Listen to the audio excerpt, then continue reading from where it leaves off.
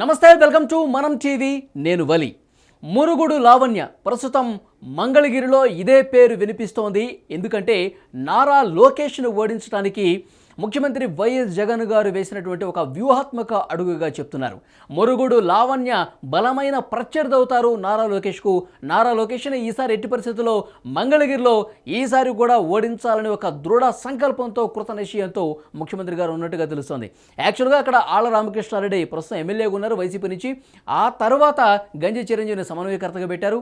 ఆ తర్వాత ఇప్పుడు ఆ పేరు కూడా మార్చేసి మురుగుడు లావణ్యకు అవకాశం ఇచ్చింది వైసీపీ. మురుగుడు లావణ్య అయితేనే బలమైన రాజకీయ ప్రత్యర్థిగా ఉంటారు, బలమైనటువంటి రాజకీయ నేపథ్యం ఉంది, దాంతోపాటు ఆర్థికంగా కూడా కొంత బలమైనటువంటి కుటుంబం కాబట్టి నారా లోకేష్ను ధీటుగా ఎదుర్కొనేది మురుగుడు లావణ్యను భావించి ముఖ్యమంత్రి గారు సమన్వయకర్తగా మంగళగిరికి సంబంధించి ఏమి పేరును ప్రకటించారు. మురుగుడు లావణ్య కుటుంబ విషయానికి వస్తే గనక ఆమె మాజీ ఎమ్మెల్యే కాండ్రు కమల కుమార్తె, అంతేగాక మాజీ మంత్రి ప్రస్తుత ఎమ్మెల్సీగా ఉన్నటువంటి మురుగుడు హనుమంతరావు కోడలుగా ఉన్నారు. కాండ్రు కమలకు దివంగత మహానేత వైఎస్ఆర్ కుటుంబంతో మంచి సంబంధాలు ఉన్నాయి. 1987లో వైఎస్ఆర్ ఆశీస్సులతో మంగళగిరి మున్సిపల్ చైర్మన్గా మురుగుడు హనుమంతరావు పోటీ చేసి ఎన్నికయ్యారు. ఇక 1999 నుంచి 2004 వరకు ఎమ్మెల్యేగా పనిచేశారు. ఆయన 2004లో మరోసారి ఎమ్మెల్యేగా గెలుపొంది వైఎస్ఆర్ క్యాబినెట్లో మంత్రిగా పనిచేశారు. అనంతరం ప్రస్తుతం ఎమ్మెల్సీగా కూడా ఉన్నారు, ఎథిక్స్ కమిటీ చైర్మన్గా కూడా ఉన్నారు. ఇక లావణ్య తల్లి కాండ్రు కమల విషయానికి వస్తే కనుక 2004 నుంచి 2009 వరకు మంగళగిరి మున్సిపల్ చైర్పర్సన్గా పనిచేశారు. కాంగ్రెస్ పార్టీ నుంచి ఎమ్మెల్యేగా కూడా గెలిచారు 2009లో. అనంతరం టీటీడీ బోర్డు మెంబర్గా పనిచేశారు. ఇటు మొత్తానికి చూసుకుంటే కనుక ఇటు లావణ్య పుట్టిల్లికి అలాగే అత్తగారింటికి రెండు చోట్ల కూడా బలమైనటువంటి రాజకీయ నేపథ్యం ఉంది. ఈ రెండు కుటుంబాలకు మంగళగిరిలో మంచి పేరు ఉంది. సో లోకేష్ని ఓడించేందుకు లావణ్య అయితేనే కరెక్ట్ అని వైఎస్ఆర్సీపీ భావించింది.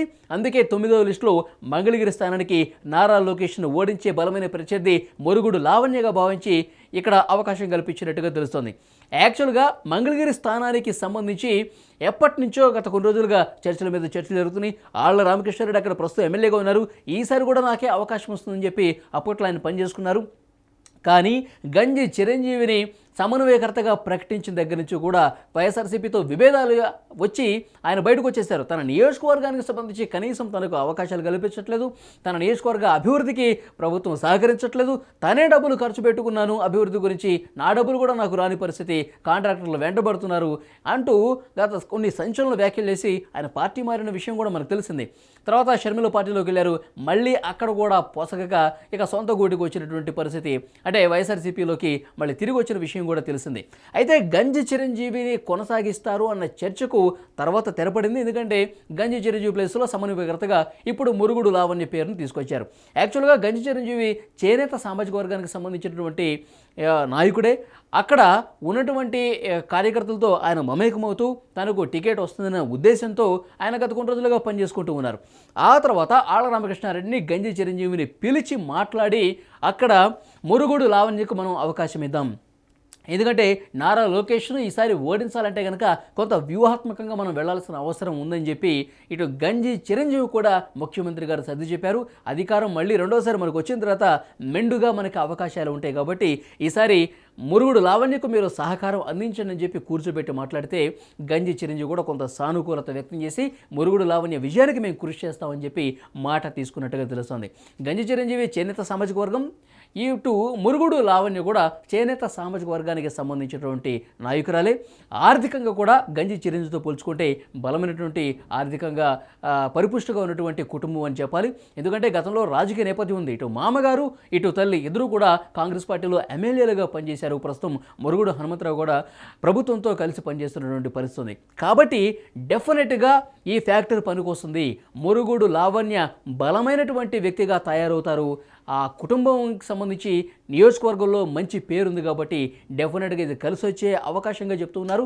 మంగళగిరిలో నారా లోకేష్ను ఈసారి కూడా అసెంబ్లీలోకి ఎంటర్ కాకుండా ఉండాలంటే కనుక మనం కొంత వ్యూహాత్మకంగా పనిచేయాల్సినటువంటి అవసరం ఉందని చెప్పి కింద కేడర్తో సమన్వయం చేసుకుంటూ ఈ ఇద్దరు నాయకులతో కూడా మాట్లాడి ఒప్పించి మురుగుడు లావణ్యకు అవకాశం ఇచ్చినట్టుగా తెలుస్తుంది. డెఫినెట్గా ఈసారి అంత ఈజీ కాదు మంగళగిరిలో అని చెప్పి చర్చ జరుగుతుంది. ఇప్పుడు టీడీపీ జనసేన పొత్తు తర్వాత సభలు సమావేశాలతో హోరెత్తించిన తర్వాత ఈ సమన్వయకర్తల పేర్లు బయటకు వచ్చిన తర్వాత కూడా కొన్ని చర్చలు జరుగుతున్నాయి, కొన్ని సర్వేలు కూడా వస్తున్నాయి. అయితే నారా లోకేష్ ఈసారి గెలుపు చాలా ఈజీ అవుతుంది అని భావించిన వాళ్ళు కూడా మురుగుడు లావణ్య పేరు ప్రకటించిన తర్వాత కొంత అటు ఇటుగా అంటే వన్ సైడ్ ఉండే పరిస్థితి లేదు, కొంత టఫ్ ఫైట్ ఉండే అవకాశం ఉన్నదని చర్చ జరుగుతుంది.